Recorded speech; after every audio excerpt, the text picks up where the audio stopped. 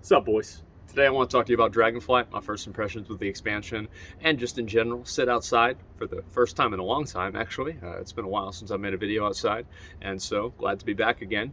And I'd like to sit down and talk with you all about my first impressions with the game. Now, before anybody goes and gets too wild, I want to say one thing. Usually, the problems with the expansions do not manifest themselves until a couple of weeks into the first season, a couple of months into the expansion.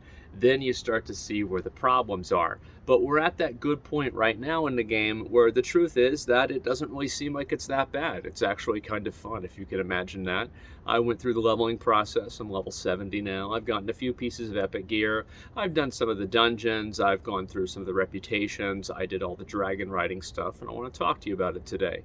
But I do want to say that this is in no way, shape, or form a review or a comprehensive evaluation of the expansion. It's just simply my impressions of it playing the game. So the first thing is the actual launch of the expansion. I think that in general, the launch went very well for me. I've gotten relatively lucky with launches. And the reason why I say lucky is that there are some servers that just completely got fucked. This happened in BFA, it happened in Shadowlands, it happened in Legion.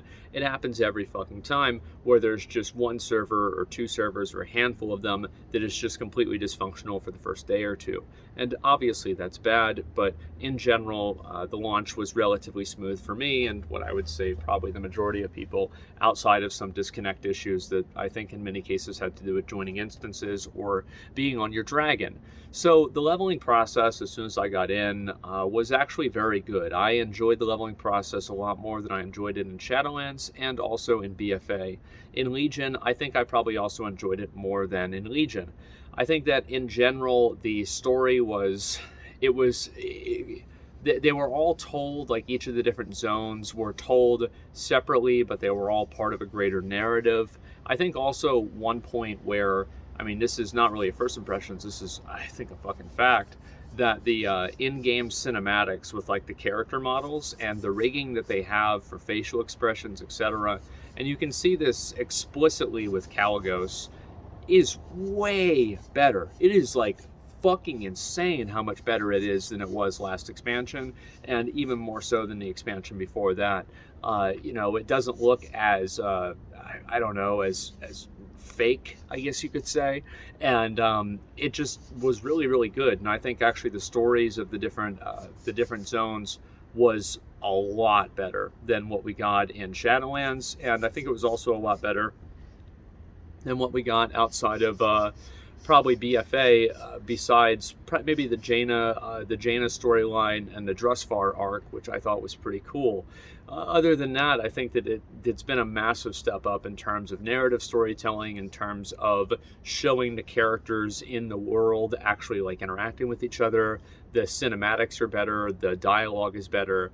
I would say that just in pretty much all cases, it's a massive improvement. I think one of the best examples of why I think that it's very good is that, like, whenever you're doing the first zone and there's like this dwarf that's like sitting off, like looking out into the distance, and you go through and you do a bunch of dialogue with him, and then after you finish the dialogue, you unlock a special quest to do for him.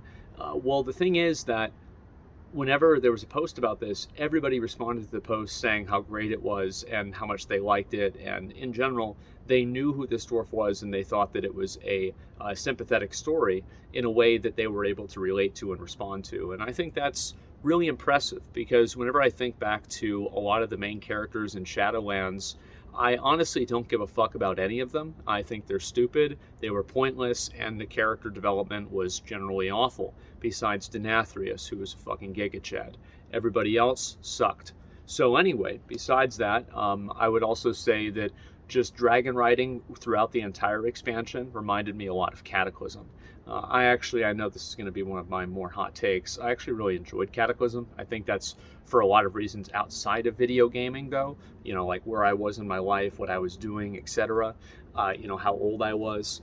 I think that's probably a bigger reason why I enjoyed Cataclysm more so than the content, but nonetheless, I did enjoy Cataclysm, and it reminded me a lot of that, being able to fly around after just being part of the zone just right then, actually, with Cataclysm, and I really enjoyed that, and I really liked being able to learn dragon riding and also like collect the little dragon symbols and the tokens that like make your dragon run faster, or sorry, fly faster, and do all those things, and then learning the nuances of it and doing the advanced trials now. I think that it's very enjoyable, and it's just straight up fun. And I think that Blizzard focusing more on fun and just adding content into the game that is enjoyable, that people want to do and interface with, I think this is just such a much more sustainable model for development versus trying to create people that are, you know, like they're logging in every day to do their Torghast or to do some sort of calling quest or some fucking bullshit because of some system that if you get behind on, you lose your raid spot with, or you can't get into pugs anymore because you don't have it. I think that the shift away from that, and even Ian, I think, talked about this in the Preach video, the Mike Preach Wild, by the way. I would massively recommend watching this video. It's over an hour long and it's worth every minute. But he actually even referred to it as the AP era.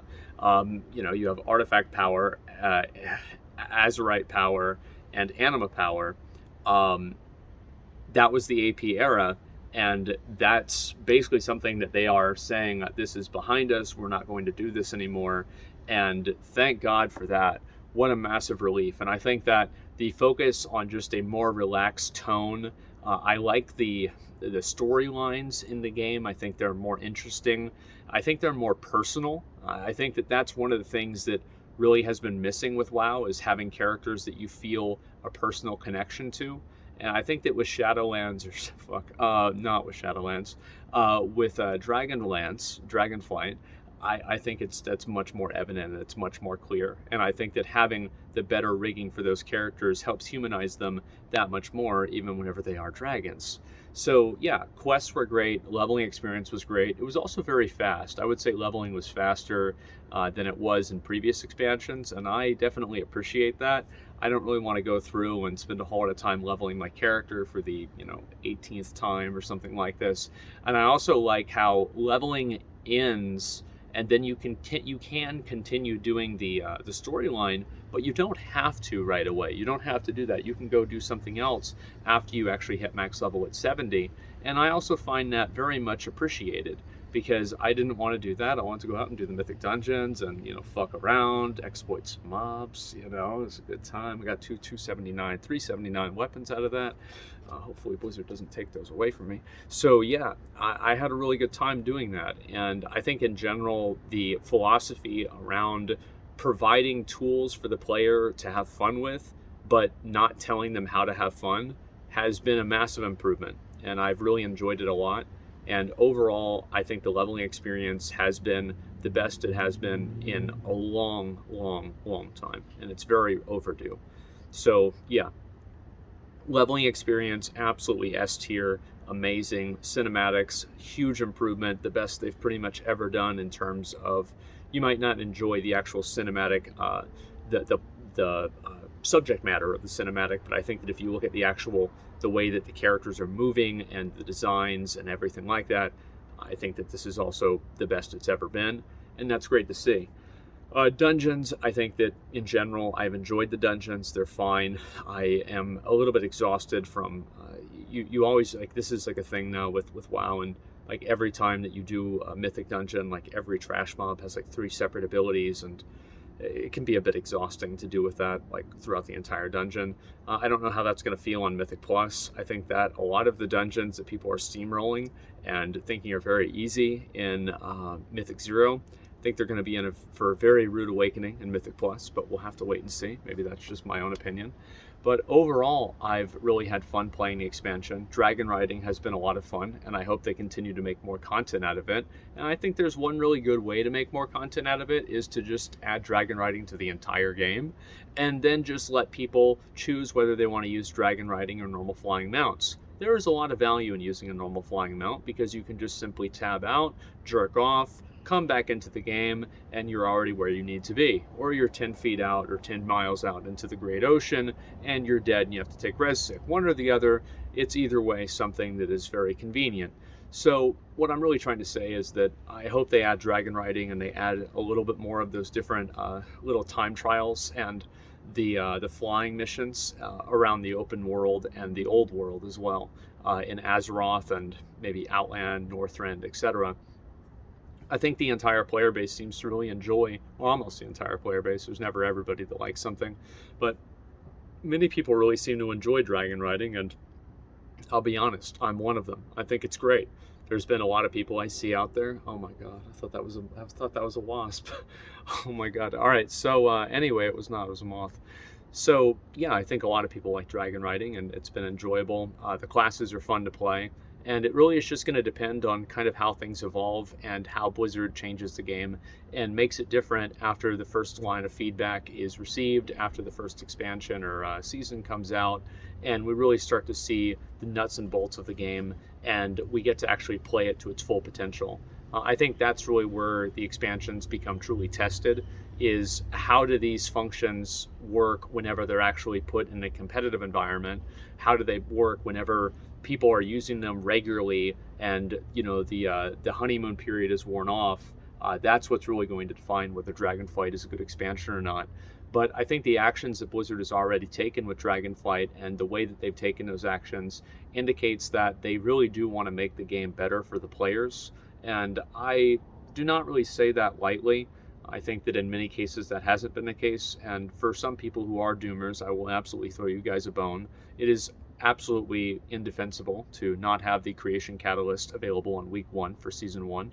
And I think it's fucking ridiculous. They should just let people get their tier gear, and then that's that, and it's not a big deal. If you're worried about people quitting the game after they get their tier gear, that's a problem with the game, not the tier gear. So in general, I do think that there are some things that Dragonflight can absolutely improve on. Things like making Soar for Drakthir not as good. I don't really see the value in this. It was very stupid for them to do that, in my opinion. But overall, I think that a lot of the changes that have been made to the game have been made on such a foundational level that I've always said that an expansion, in order to make WoW a good game again, it will not take an expansion, it will take 2 or 3. It seems as though Dragonflight could be the first one. We have a long way to go. I'm glad Blizzard has started listening, and I hope they continue to listen. And I hope people can enjoy the game and give good feedback as well on how to make it even better. So yeah, I've enjoyed Dragonflight a lot. I've had a lot of fun.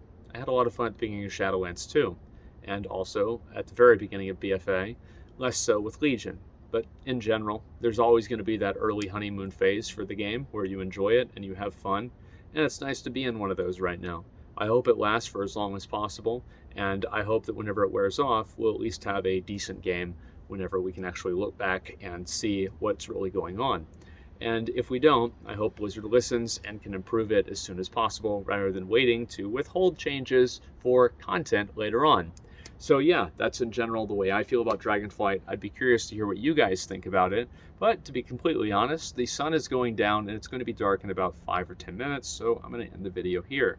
Let me know in the comments what you guys think, and I will be playing through pretty much everything on Dragonflight on Twitch. Obviously, you guys see on the YouTube videos, etc. So I will be doing more of that, so I'll see you guys there. I had to end stream early today, so I figured I would do one of these instead. Thank you all very much for watching, and I'll see you later. Peace.